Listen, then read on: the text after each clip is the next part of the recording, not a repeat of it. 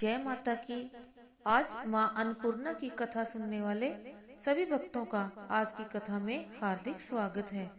माँ अन्नपूर्णा की कृपा आप सभी पर और आपके परिवारजनों पर हमेशा बनी रहे। सबके घर अन्न धन के भंडार भरे रहें, कभी किसी चीज की कोई कमी ना हो। माता अन्नपूर्णा का 21 दिवसीय यह व्रत अत्यंत चमत्कारी फल देने वाला है।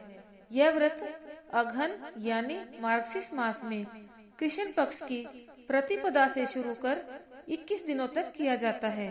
इसको आप पंचमी से शुरू करके 17 दिन तक भी पूर्णिमा तक कर सकते हैं। अगर आप व्रत न कर सके तो एक समय भोजन करके भी व्रत का पालन किया जा सकता है। इस व्रत में सुबह घी का दीपक जलाकर माता अन्नपूर्णा की कथा पढ़ें और भोग लगाएं। अन्नपूर्णा देवी हिंदू धर्म में मान्य देवी देवताओं में विशेष रूप से पूजनीय हैं। इन्हें माँ जगदम्बा का ही एक रूप माना गया है, जिनसे संपूर्ण विश्व का संचालन होता है। इन्हीं जगदम्बा के अन्नपूर्णा स्वरूप से संसार का भरण पोषण होता है। अन्नपूर्णा का शाब्दिक अर्थ है धान्य अर्थात अन्न की अधिष्ठात्री। सनातन धर्म की मान्यता है कि प्राणियों को भोजन माँ अन्नपूर्णा की कृपा से ही प्राप्त होता है। कलयुग में माता अन्नपूर्णा की पूरी काशी है, किंतु संपूर्ण जगत उनके नियंत्रण में है। बाबा विश्वनाथ की नगरी काशी के अन्नपूर्णा जी के आधिपत्य में आने की कथा बड़ी रोचक है। तो जिसने इस व्रत को प्रतिपदा से शुरू नहीं किया है तो कल वो 2 दिसंबर से भी इस व्रत को पूर्णिमा तक रख सकते हैं। आइए सुनते हैं अन्नपूर्णा माता की कथा। बोलिए माता अन्नपूर्णा की जय। एक समय की बात है, काशी निवासी धनंजय की पत्नी का नाम सुलक्षणा था। उसे अन्य सब सुख प्राप्त थे, केवल निर्धनता ही उसके दुख का कारण थी। यह दुख उसे हर समय सताता था। एक दिन सुलक्षणा पति से बोली, स्वामी आप कुछ उद्यम करो तो काम चले, इस प्रकार कब तक काम चलेगा। सुलक्षणा की बात धनंजय के मन में बैठ और वह उसी दिन विश्वनाथ शंकर जी को प्रसन्न करने के लिए बैठ गया और कहने लगा, हे देवादिदेव विश्वेश्वर, मुझे पूजा पाठ कुछ आता नहीं है, केवल तुम्हारे भरोसे बैठा हूँ। इतनी विनती करके वह 2-3 दिन भूखा प्यासा बैठा रहा। यह देखकर भगवान शंकर ने उसके कान में अन्नपूर्णा अन्नपूर्णा अन्नपूर्णा इस प्रकार 3 बार कहा। यह कौन क्या कह गया। इसी सोच में धनंजय पड़ गया कि मंदिर से आते ब्राह्मणों को देखकर पूछने लगा, पंडित जी अन्नपूर्णा कौन है। ब्राह्मणों ने कहा, तू अन्न छोड़ बैठा है सो तुझे अन्न की ही बात सूझती है, जा घर जाकर अन्न ग्रहण कर। अब धनंजय घर गया, स्त्री से सारी बात कही। वह बोली, नाथ चिंता मत करो, स्वयं शंकर जी ने यह मंत्र दिया है, वे स्वयं ही खुलासा करेंगे, आप फिर जाकर उनकी आराधना करो। धनंजय फिर जैसा का तैसा पूजा में बैठ गया। रात्रि में शंकर जी ने आज्ञा दी, कहा तू पूर्व दिशा में चला जा। वह अन्नपूर्णा का नाम जपता जाता और रास्ते में फल खाता, झरनों का पानी पीता जाता। इस प्रकार कितने ही दिनों तक चलता गया। यहाँ उसे चांदी से चमकती वन की शोभा देखने में आई, सुंदर सरोवर देखने में, या उसके किनारे कितनी ही अप्सराएं झुंड बनाए बैठी थी। एक कथा कहती थी और सब माँ अन्नपूर्णा इस प्रकार बार बार कहती थी। यह अघन मास की उजेली रात्रि थी और आज से ही व्रत का आरंभ था। जिस शब्द की खोज करने वह निकला था वह उसे वहाँ सुनने को मिला। धनंजय ने उनके पास जाकर पूछा, हे देवियों आप यह क्या करती हो।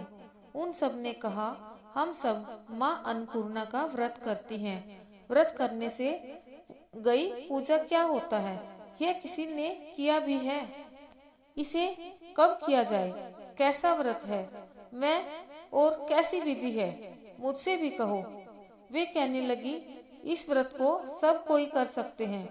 21 दिन तक के लिए 21 गांठ का सूत लेना चाहिए। 21 दिन यदि न बने तो एक दिन उपवास करें, यह भी न बने तो केवल कथा सुनकर प्रसाद लें। 17 दिन भी इस व्रत को कर सकते हैं। निराहार रहकर कथा कहें।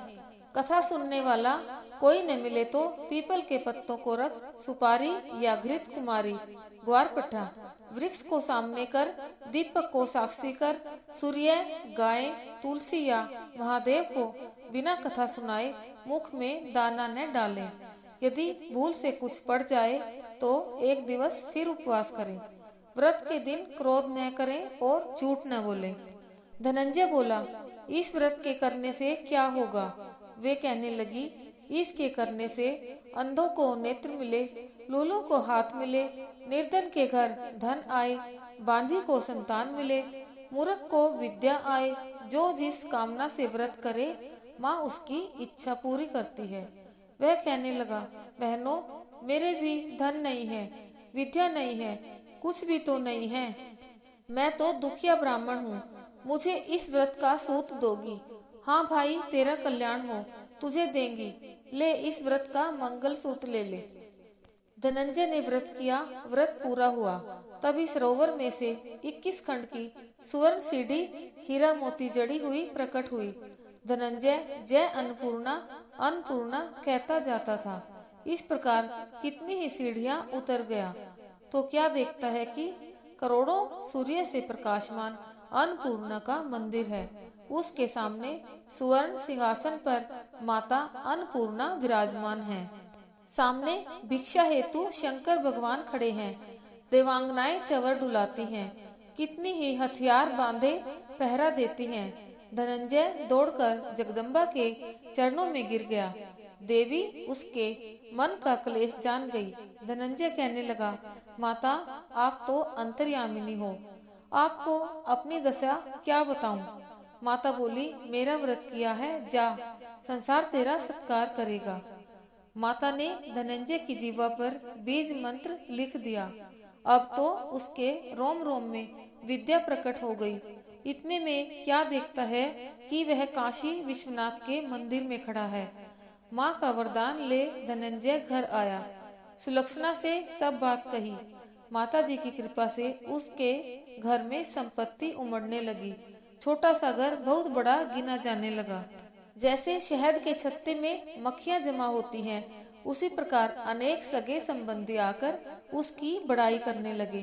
कहने लगे, इतना धन और इतना बड़ा घर, सुंदर संतान, नहीं तो इस कमाई का कौन भोग करेगा?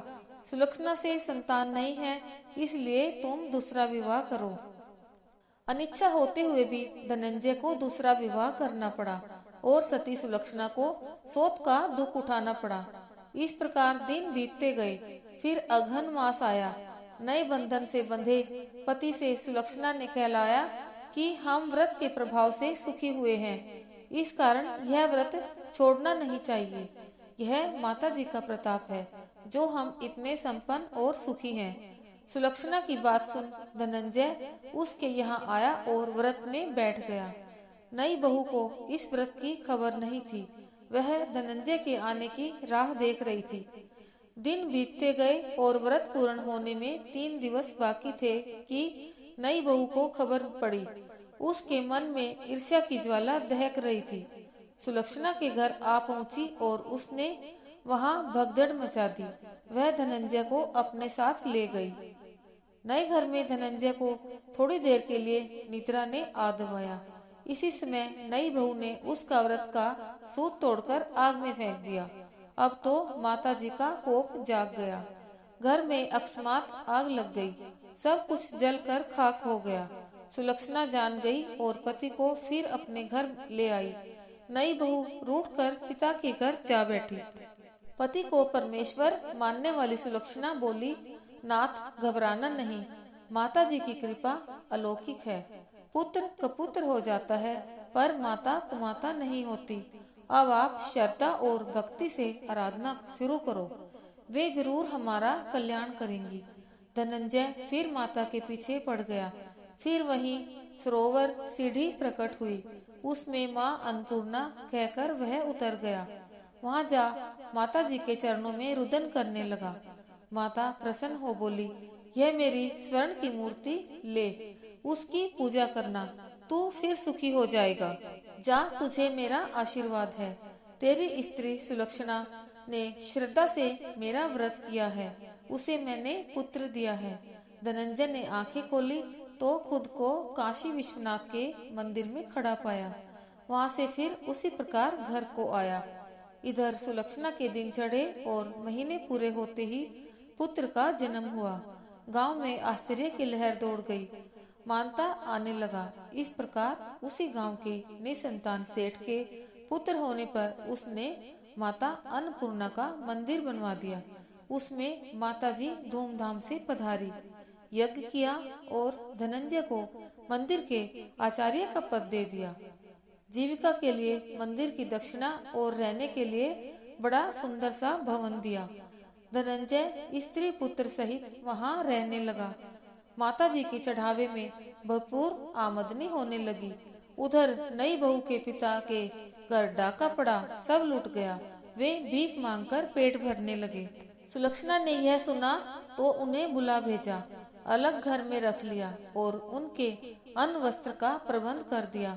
धनंजय, सुलक्षणा और उसका पुत्र माताजी की कृपा से आनंद से रहने लगे। माताजी ने जैसे इनके भंडार भरे वैसे सबके भंडार भरे। जय हो माता अन्नपूर्णा की।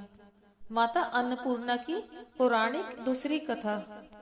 भगवान शंकर जब पार्वती के संग विवाह करने के पश्चात उनके पिता के क्षेत्र हिमालय के अंतर्गत कैलाश पर रहने लगे, तब देवी ने अपने मायके में निवास करने के स्थान पर अपने पति की नगरी काशी में रहने की इच्छा व्यक्त की।